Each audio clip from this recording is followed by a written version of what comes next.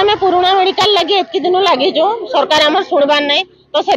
जातीय राजपथ आज बंद कर पुलिस माने हमको नहीं पशेबार लगी कहून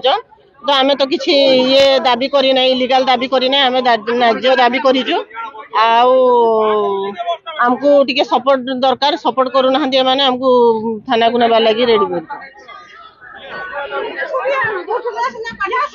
लोकंकर जो न्याय दाबी पे आज देवगढ़ बंद कर दिया इतला एटे पुलिस प्रशासन अଯଥା हस्तक्षेप करूची लोकंक ऊपर अत्याचार करूची ए दृढ़ जवाब दिया जिवो एवं एथिबे राज्य सरकार ही दायी रहबे देवगढ़ जिलावासी न्याय दाबी जो पुराना डाक्तरखाना 24 घंटा स्वास्थ्य सेवा पर से दाबी करुले एवं आज